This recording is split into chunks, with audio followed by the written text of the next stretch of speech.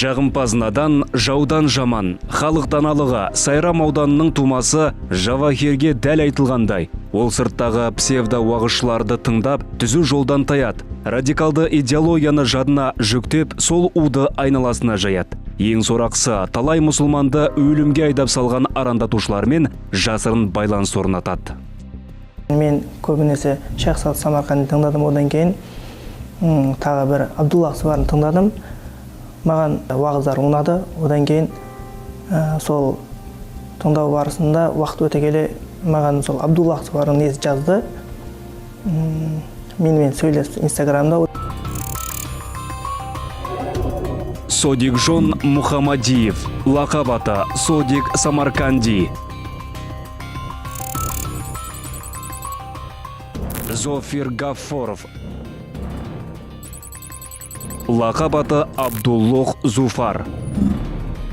Діни экстремистердің идеологы Самарканди да, Зуфар да Өзбекстан Республикасының азаматтары. Екеуі де халықаралық іздеуде. Ресми Ташкент радикалды уағызшылардың идеологиясы мемлекеттің конституциялық құрылымын құлатуға бағытталған деп мәлімдеді. Қос қылмыскер қарулы қақтығысқа Орталық Азиядан адам тартқан, логистикалық бағытты сызып, талайды отқа тастаған. Бұл екеуі қазір Анадолы елінде бой тасалап жүр деген ақпарат бар. Түрлі лақабаттармен танымал Шейх Самарқанди, Абдуллах Зуфар, сонымен қатар Абу Салах Әл-Узбеки, Абдуллах Дамла, осы секілді азаматтар, бұлар Өзбекстан Республикасында, кейбіреулері Қырғызстан Республикасында дүниеге келген бұл азаматтар деструктивті діни идеологияны, соның ішінде өкінішке орай қазіргі 21 ғасырдың үлкен діни алауыздыққа қоздырушы дертіне айналған сәләфилік псевдо идеологияны насихаттаушылар болып табылады. Аталған азаматтардың жас ерекшеліктері бір аса үлкен емес. Бұл азаматтарды шындығына келгенде өз мемлекеттерінен де безіп, қазіргі таңда кейбірі Мысыр мемлекетінде, кейбірі Түркияда, кейбірі Саудия секілді осындай мемлекеттерді паналауға мәжбүр болып отыр.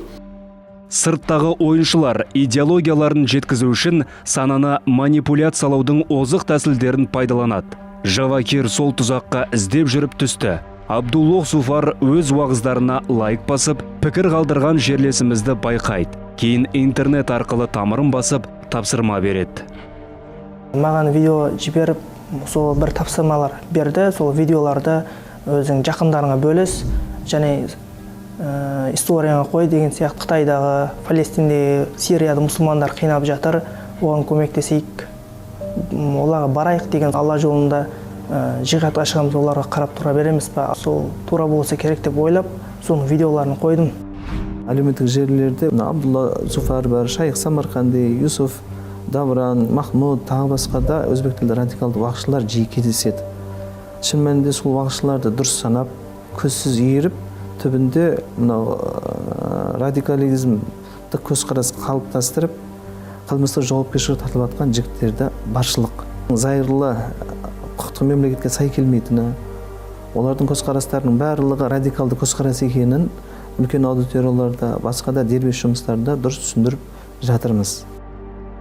Радикалды уағызшылар зайырлыққа қарсы, ұлттың дәстүрі мен салтын Аллаға серік қосу деп қабылдайды.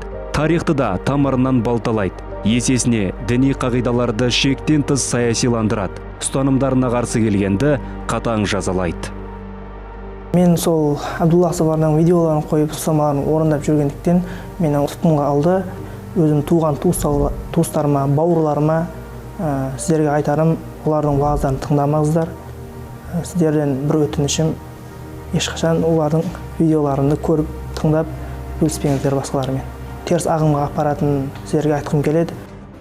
Жавахир өзіне тағылған айыппен келісті. Қылмысында мойындап отыр. Ендігі кезек санасын сауықтыратын теологтарда. Радикалды уағызшының саусағына оңай маталған оны оңалту қаншалықты жеңіл болатыны уақыт еншісінде.